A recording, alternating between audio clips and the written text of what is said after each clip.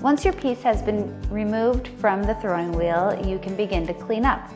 I like to keep a clean surface as I move, so you may have seen me mopping up some of the water from the well, but in the end, you'll still have some water that has collected and you'll have some mess to clean up. So, on top of your throwing wheel, you may have a little bit of clay. Turning your wheel on and taking a damp sponge, you can use the wheel to help you clean. Drag your sponge across the surface of the throwing wheel to remove any excess clay. Once that is done, you want to turn your throttle into the off position and push power to turn the power off to your throwing wheel, and remove power.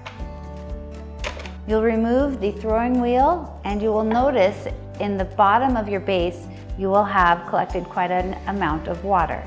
Using a sponge, you will collect the water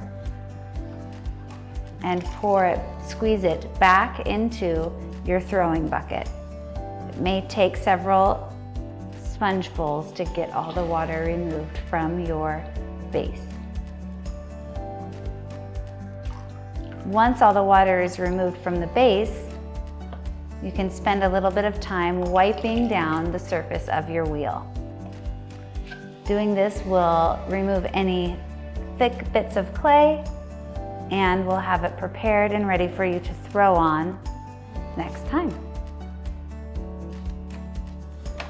It's always a good idea to do a preliminary rinse with your dirty water and then get a fresh bucket of water to do a final cleaning to remove any of the clay dust that could accumulate in the drying process. As a very important reminder, your clay water cannot be dumped down your drain.